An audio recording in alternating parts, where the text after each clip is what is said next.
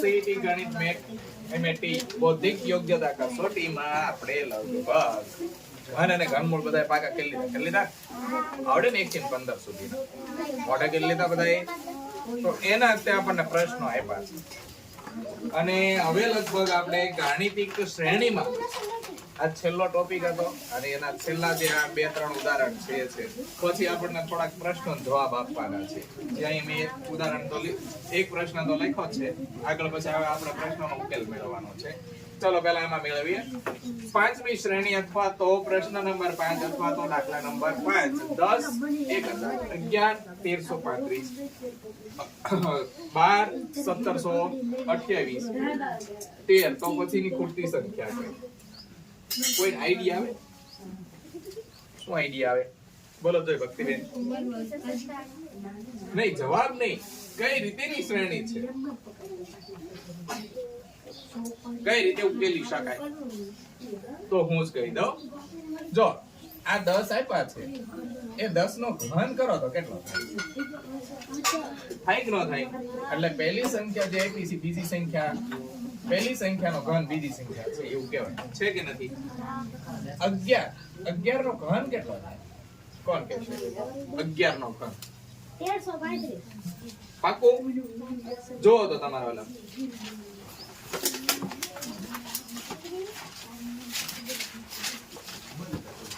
1300 કેટલા છે એટલે રકમમાં બોલ છે 1331 હવે કયો જાય થાય કે ન થાય 11 નો ઘન કેટલો પછી 12 નો ઘન કેટલો થાય 12 નો ઘન બોલો બેન થાય છે બરાબર તો હવે તો આપણને ખબર પડી જ ગઈ હોય અહીં શું આવે 13 નો ઘન અને 13 નો ઘન કેટલો થાય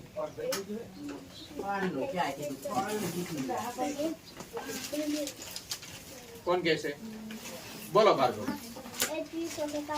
બરાબર છે 2197 છે કોઈ એવો ઓપ્શન કયો સી 2100 પછીની શ્રેણી શું આપી છે બસ અવાજ ને અહીંયા ધ્યાન શ્રેણી નંબર 6 અને આપણે જ્યારે ઘન અને ઘનમૂળની બેઝિક એટલે કે પ્રાથમિક માહિતી મેળવી હતી ત્યારે મેં તમને કીધું હતું કે વર્ગમૂળની નિશાનીની બહાર નાનો એવો તગડો ફેરવો હોય તો એને શેની નિશાની કહેવાય બોલો ભાઈ ઘનમૂળની નિશાની કહેવાય છે ને તો અહીંયા એમ આપ્યું છે ઘનમૂળમાં 729 ઘનમૂળમાં 512 8 ઘનમૂળમાં 343 પછી ખૂટતી સંખ્યા અથવા તો પ્રશ્ન પૂછ્યો છે પછી ઘનમૂળમાં 216 અને 6 તો એના ઓપ્શન આપ્યા છે એ ઘનમૂળમાં 343 આવશે બી 6 આવશે સી 7 આવશે કે ડી 9 આવશે જેમાં આ જે 729 છે એને ઘનમૂળમાં આપ્યા છે તો આપણા ઘન અને ઘનમૂળમાં જોવો જોઈએ કે 729 કોઈનો ઘન છે ખરો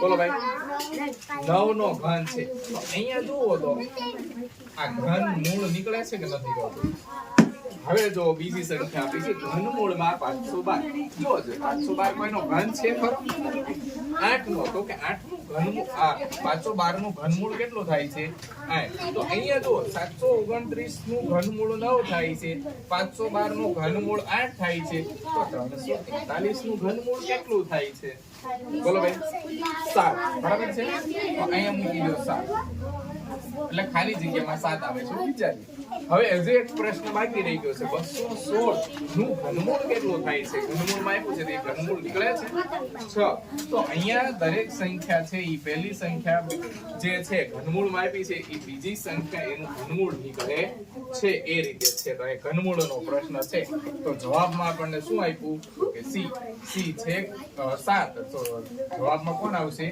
સી 7 જે આપણો ઓપ્શન છે ત્યાર પછી હવે અહીંયા ઘનમૂળ વાળી શ્રેણીઓ પણ પૂરી થઈ ગઈ અને શ્રેણીના જે ટોપિક હતા એ લગભગ બધા ટોપિક પૂરા થઈ ગયા છે. હવે એમાંથી આપણને ભેગા પ્રશ્નો આવશે. મિક્સિંગ આપણને એમ નહીં કે આ ગુણાકારના દાખલા છે બધા ગુણાકારના ગણો, એમ નહીં કે વર્ગ અને વર્ગમૂળમાં છે, એવું નહીં કે ઘન અને ઘનમૂળમાં છે. આપણને પ્રશ્ન આપ્યો હશે ને આપણે જાતે ઉકેલવાના છે ને એવા પ્રશ્નો આપ્યા છે. જેમાં પહેલો પ્રશ્ન છે પ્રશ્નોત્તરી સવાલો અને જવાબો આપણે આપવાના છે. જેમાં શ્રેણી આપી છે પહેલી શ્રેણી 1 3 5 7 9 તો ખૂટતી સંખ્યા કઈ? A 10, B 13, C 11 કે D 15. હવે જો અહીંયા ડાયરેક્ટ આપણે જવાબની જરૂર નથી, કેવો નિયમ લાગુ પડે છે એ કહેવાનું છે. તો નિયમને આપણે સમજવા માટે જોઈએ કે એકમાં બીજું કે આ શ્રેણી છે એ કેવા ક્રમમાં છે? ચડતા ક્રમમાં છે, ઉતરતા ક્રમમાં છે, અચાનક જાજો વધારો થઈ જાય છે, જાજો ઘટાડો થઈ જાય છે, કે પછી કોઈ પૂર્ણ ઘન સંખ્યા છે, પૂર્ણ વર્ગ સંખ્યા છે. આ બધું પહેલા વિચારવાનું, બરાબર? તો અહીંયા આપેલી શ્રેણી છે ની ચડતા ક્રમમાં છે કે નહીં? જો ચડતા ક્રમમાં શ્રેણી હોય તો શું થતું હોય? જો શ્રેણી ચડતા ક્રમમાં હોય, ધીમે ધીમે ચડતા ક્રમમાં ચાલતી હોય તો એ શું થતું હોય? 4 ક્રિયામાંથી એક ક્રિયા થતી હશે. બોલો બેન, સરવાળો થતો હશે. જોઈએ, હાલો થાય છે કે નથી થતો જોઈ લઈએ, બરાબર? 1 માં કેટલા ઉમેરો તો 3 મળે આપણને? બોલો બેન, 2 ઉમેરતા 3 મળે, બરાબર છે? 3 માં કેટલા ઉમેરતા 5 મળશે? બોલો બેન, 2. એમાં પણ 2 ઉમેરતા 5 માં કેટલા ઉમેરતા 7 મળશે? બોલો ભાઈ, 2. 7 માં કેટલા ઉમેરતા 9 મળશે? બોલો ભાઈ, 2. તો જો અહીંયા સંખ્યા કેવી મળી છે? 2 + 2 + 2 + 2 + 2 + 2 સમાન સંખ્યા છે કે નથી? સમાન સંખ્યાનો શું થાય છે? ઉમેરો. તો હવે અહીંયા સમાન સંખ્યા આપણે 2 ઉમેરી એટલે કે 9 માં 2 ઉમેરીએ તો જવાબ શું મળશે? બોલો ભાઈ, 11 મળશે. છે આપણો ઓપ્શન? કયો ઓપ્શન છે? સી ઓપ્શન છે, 11. બરાબર? તો જવાબમાં શું આવશે? C 11. આવડે આવી રીતે? તો